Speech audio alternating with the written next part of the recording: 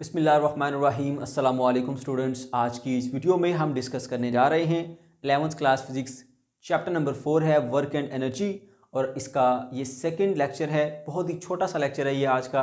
हम इससे पहले वर्क को डिटेल से डिस्कस कर चुके हैं। अभी जस्ट हम ये सीखेंगे कि work done bye constant force क्या होता है। तो बच्चों, आप जानते हैं वर्क क्या होता है। वर्क आपने सीखा था कि जब किसी बॉडी पर फोर्स अप्लाई की जाए और वो बॉडी कुछ डिस्प्लेसमेंट कवर करे in the direction of force, तो इसको हम वर्क कहते हैं।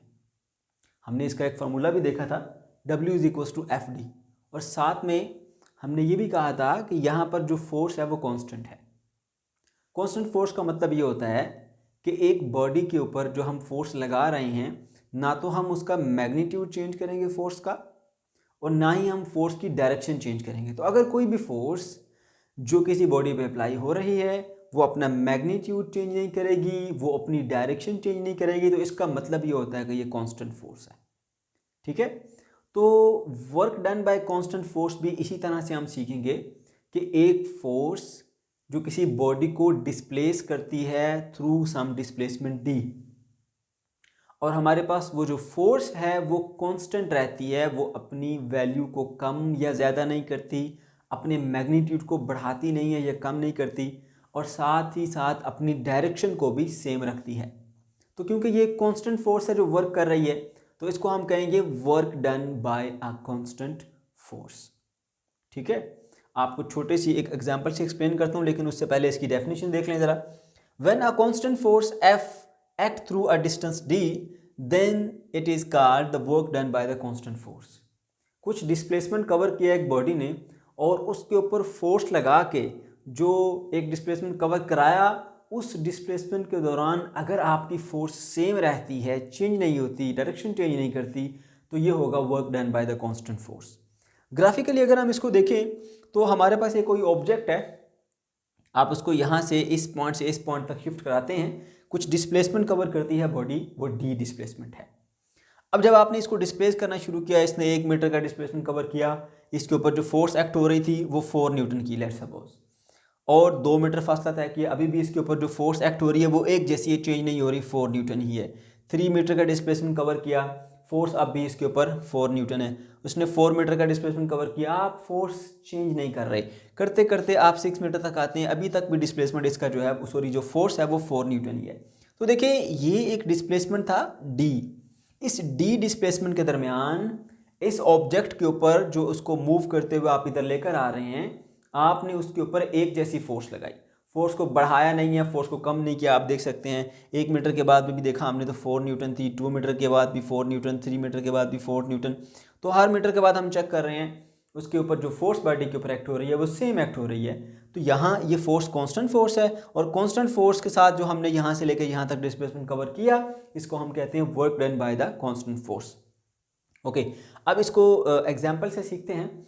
रियल लाइफ में हमारे पास ये एक टेबल है, इस टेबल के ऊपर छोटा सा हमने ये टॉय रखा हुआ है, कार, और हम क्या करते हैं, इसको ना यहाँ से ऐसे पुश करते हुए जा रहे हैं, ऐसे ऐसे एक जैसी फोर्स लगा रहे हैं, इसको ऐसे दिखा लगा रहे हैं। ठीक है, तो आप अपनी फोर्स को ज़्यादा या कम नहीं कर रहे, आप एक जैसी फोर्स के साथ इसको यहाँ से यहाँ तक लेकर आए।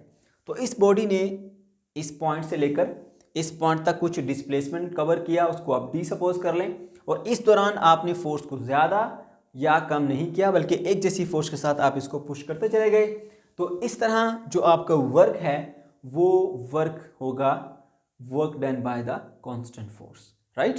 तो इसको सिंपली आप क्या करते हैं, जैसे ग्राफिकली भी मैंने यहाँ पर दिखाया आपको कि ये डिस्प्लेसमेंट डी है और ये फोर्स एफ है। ठीक है, आप दोनों को मल्टीप्लाई कर देते हैं, ठीक है, और आपको वर्क मिल जाता है एफ डी।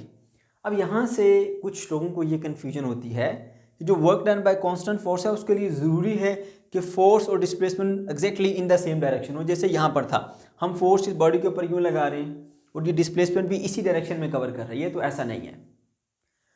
यहाँ पर एक और एग्जाम्पल यहाँ मैंने नीचे शो किया, ये टेबल है, इसके ऊपर हमने वही टॉय रखा हुआ है, और अब की बार हम क्या कर रहे हैं, इसको सामने से एक धागा बांधा हमने और ऐसे खींच के लेके आ रहे हैं, ऐसे। ठीक है, ऐसे हम खींचते हुए लेके जा रहे हैं यहाँ इस डायरेक्शन में फोर्स। अब ये कार जो है वो यहाँ से इस तरफ को मूव करती हुई जा रही है, और इसके ऊपर जो फोर्स लग रही है वो इस तरह से।